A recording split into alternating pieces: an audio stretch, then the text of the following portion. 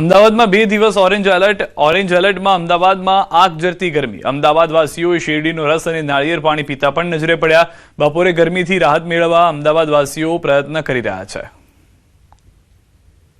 અમદાવાદમાં 2 દિવસ માટે ઓરેન્જ એલર્ટ આપવામાં આવ્યું છે, ત્યારે અમદાવાદ શહેરમાં ગરમીના પ્રકોપને કારણે લોકો ઠંડા પીણા અને શેરડીના રસથી ટાઢક મેળવી રહ્યા છે.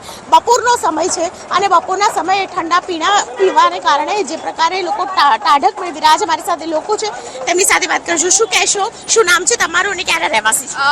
મારું નામ પૂજા છે, અહીંયાની જ રહેવાસી છું. એકચ્યુઅલી અમારી ઓફિસ અહીંયા ગાલા એમ્પાયરમાં જ છે અને એકચ્યુઅલી એટલી બધી ગરમી વધી ગઈ છે.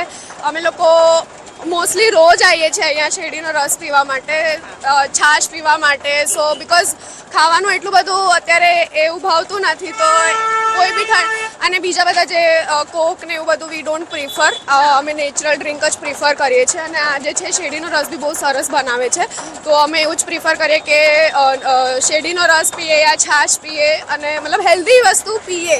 સો ઓલ્ટરનેટિવમાં જે પ્રકારે ટ્રાફિક પણ વધી રહ્યો છે અને ધીમે ધીમે અકળામણ